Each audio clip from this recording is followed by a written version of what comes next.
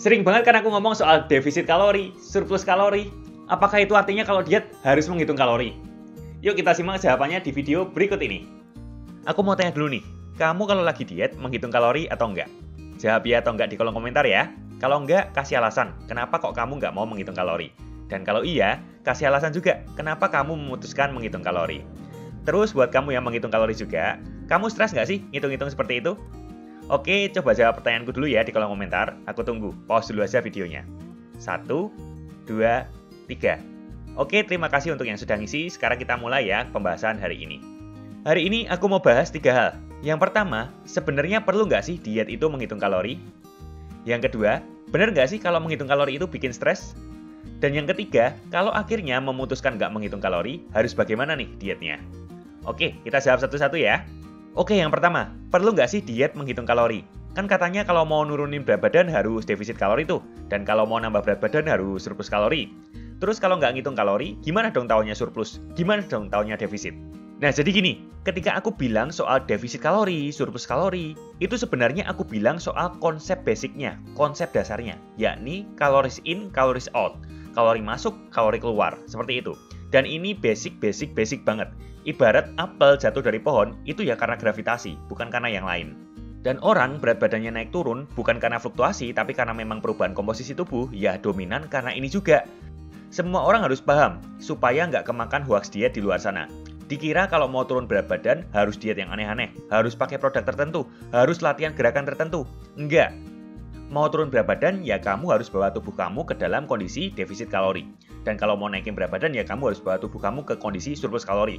Memang pada kenyataan tidak sesimpel ini, karena banyak faktor yang mempengaruhi asupan makanan kamu, dan banyak faktor juga yang mempengaruhi kalori keluar kamu. Tapi endingnya, tetap kembali ke sini lagi, calories in, calories out. Nah, calories in, calories out, atau biasa disingkat CICO ini, CICO, adalah konsep dasar, dan ini berbeda dengan kalori counting, berbeda dengan menghitung kalori. Jadi kita membicarakan keseimbangan energi, tidak sama artinya dengan menghitung kalori. Menghitung kalori ini adalah salah satu cara atau teknik untuk memanipulasi asupan kalori kamu. Tapi untuk mencapai defisit ataupun surplus ini, kamu tidak harus menghitung kalori. Banyak pendekatan yang bisa dilakukan. Jadi paham ya, calories in, calories out atau keseimbangan energi itu adalah prinsipnya. Sedangkan menghitung kalori atau kalori counting itu adalah salah satu metodenya untuk menghitung kalori tadi. Tentunya, menghitung kalori banyak manfaatnya. Kalau aku analogikan, seperti ini. Ada seorang cewek bernama Stephanie yang mengeluh terus duitnya habis setelah gajian. Pokoknya baru gajian bentar, beberapa hari kemudian duitnya sudah mau habis saja. Nah, dari sini dia tanya-tanya ke konsultan keuangan.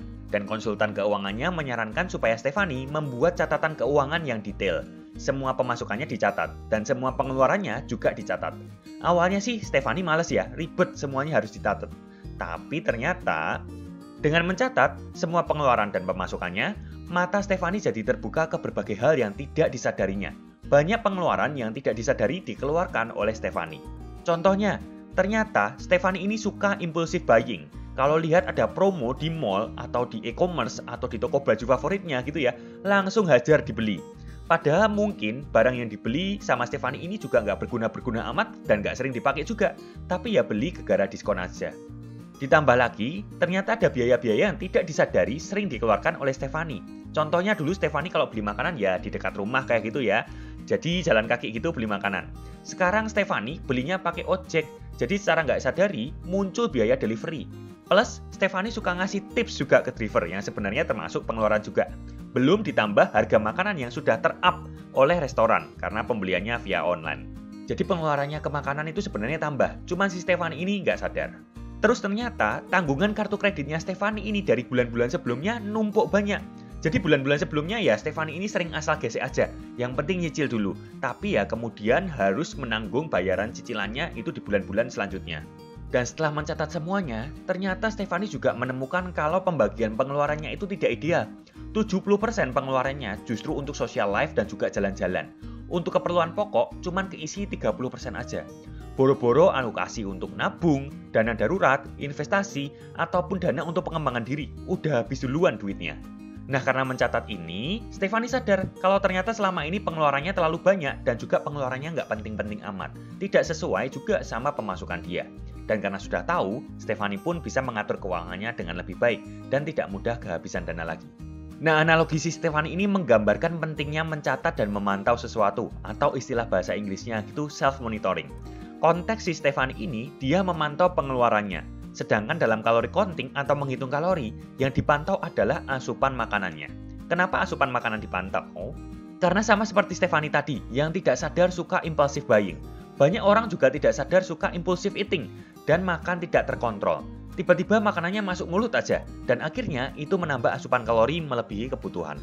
Sama seperti Stefani juga yang nggak sadar ternyata ada biaya-biaya yang tidak terduga. Banyak juga orang tidak sadar kalau kalori makanan ataupun minuman yang dia konsumsi itu juga tinggi kalorinya. Kelihatannya mungkin porsinya sedikit, ternyata kalorinya besar. Kalau nggak pernah mencoba mencatat, mana tahu kalau kalori yang kamu masukkan itu sebenarnya besar. Sama seperti Stefani juga yang nggak sadar ternyata tanggungan kartu kreditnya dari bulan-bulan sebelumnya itu numpuk banyak. Banyak orang juga tidak sadar kalau ada hari-hari tertentu mereka makan terlalu banyak dan kalorinya terlalu surplus dan akhirnya membuyarkan defisit yang sudah mereka usahakan di hari lainnya. Dan paling penting lagi, seperti Stefani yang baru sadar kalau pengeluarannya itu pembagiannya tidak ideal dan banyak kepake buat hal nggak penting, banyak orang juga nggak sadar kalau mayoritas asupan makanannya itu terpakai untuk makanan yang kurang bergizi dan tidak optimal untuk kesehatan maupun performa maupun tujuan dietnya. Nah, dari belajar menghitung kalori, yang kalau caranya benar, akan sekaligus belajar menghitung makro dan juga mikro juga, kamu akan memperoleh data soal hal tadi, dan kamu akan bisa mengevaluasi pola makan kamu dengan lebih cermat. Memang, di awal akan lebih ribet, menimbang makanan, menghitung-hitung gitu ya. Tapi itu hanya sementara, karena kalau sudah tahu flow-nya, ya tinggal jalan aja. Dan menghitung kalori pun tidak harus dilakukan selamanya. Kalau sudah tahu polanya, sudah tahu ya hitungan matanya seperti apa gitu ya, sudah bisa eyeballing, kamu juga bisa stop dan pakai feeling aja setelahnya. Kalaupun suatu hari nanti kamu perlu menghitung lebih detail lagi, karena ada event tertentu mungkin, ya bisa mulai menghitung kalori lagi. Jadi menghitung kalori itu bukan ikatan ya, kamu boleh lepas dan mulai lagi kapan aja. Terus bener nggak sih kalau menghitung kalori ini bikin stres? Ya sebenarnya stres itu relatif, karena setiap kita melakukan hal yang baru yang belum pernah kita lakukan dan itu membutuhkan waktu untuk belajar, itu pasti timbul stres. Dan supaya nggak stres, aku menyarankan dua hal. Jadi kamu memulai belajar menghitung kalori ini dikala kehidupanmu memang nggak banyak kerjaan-kerjaan banget seperti itu ya. Mungkin pada waktu liburan seperti itu. Jangan memulai pada waktu memang beban di hidupmu juga banyak, nanti ketambahan stres yang lain. Selain itu, sebelum memulai menghitung kalori, kamu mindset dasar dan juga pengetahuan-pengetahuan dasar soal latihan, soal gizi, soal diet itu juga harus benar dulu. Jadi kamu nggak memulai dengan cara yang salah dan juga mindset yang salah juga. Kalau sudah oke semua, nah baru boleh belajar menghitung kalori. Nah terus pertanyaan ketiga, gimana kalau memutuskan nggak menghitung kalori? Sebenarnya harus nggak sih menghitung kalori itu? Nah, jawabannya sebenarnya kita nggak harus menghitung kalori. Misal deh, si Stefani tadi nggak datang ke konsultan keuangan, tapi cuman sekedar mengikuti saran umum aja soal keuangan yang beredar di mana-mana. Yakni, jangan boros. Kalau beli barang yang penting-penting aja. Sisihkan uang dulu untuk ditabung. Lalu saran-saran tersebut dieksekusi oleh si Stefani. Kuncinya sekali lagi dieksekusi. Sekali lagi ya sama Stefani ya. Ya Stefani bisa juga kok jadi lebih baik keuangannya. Sama seperti ini juga, orang yang tidak menghitung kalori apabila mendengarkan saran umum untuk pola makan sehat seperti mengikuti anjuran piring makan model T yang gizinya lengkap dan juga porsinya pas, rajin makan sayur, memilih makanan yang dominan whole foods, padat gizi, rendah kalori, memilih pengolahan makanan yang baik dengan mengurangi makanan yang digoreng dan ultra processed food, mengurangi minuman dan makanan manis, rajin olahraga, tidur cukup, ya sebenarnya akan dapat progres juga. Ingat, kuncinya kalau dieksekusi, gak cuma didengerin doang. Hanya saja, memang dengan menghitung kalori, kamu akan dapat angka yang lebih akurat. Kalau kamu punya target lebih spesifik, dengan deadline yang lebih mepet, dan juga goals yang lebih dari sekedar ingin yang penting sehat, akan lebih baik setidaknya kamu pernah belajar menghitung kalori sebagai knowledge kamu.